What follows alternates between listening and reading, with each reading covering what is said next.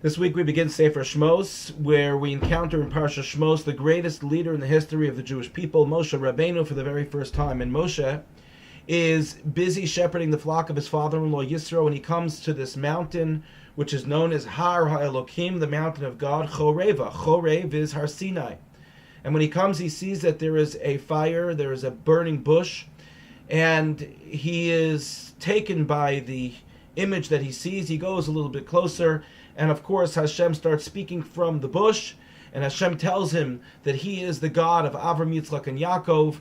Moshe is at that point stunned but taken, and he turns away out of respect, out of fear, that he doesn't want to look at Hashem. And then Hashem says to Moshe the following: Vayomer Hashem, thus says Hashem, Ra'o Ra'isi, I have seen. Es Ani with Ayin Nun Yud, which is person, it means poor, so of the poorness. Ami, of my people, Asher b'Mitzrayim, that are in Mitzrayim. Ve'es tzakasam shamati, and I've heard their cries. Mipnei nogsav, because of their hard work. Ki yadati es machova, because I understand, I know their pain.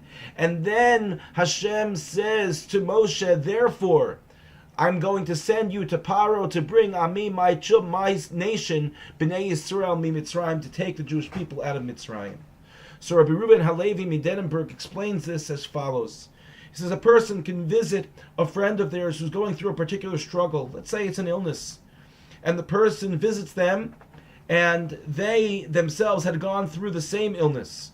So they're able to say to them, I know your pain, I know what you're going through. And because of that, the visit will be very meaningful to the individual who is suffering, because he knows that the person visiting them felt the exact same thing that they are feeling. So it's particularly comforting.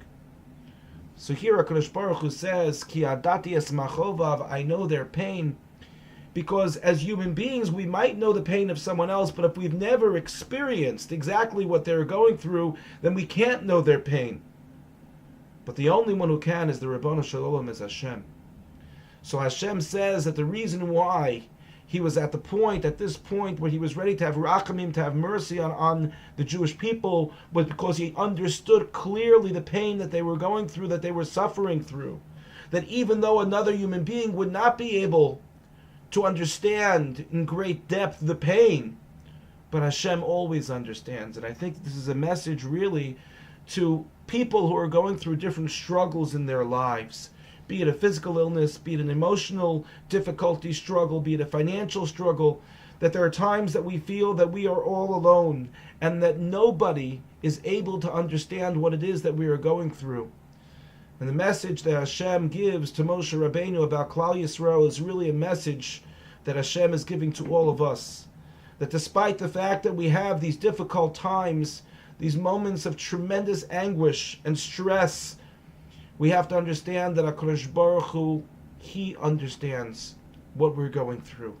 And that as much as we feel like we are alone, we are never alone.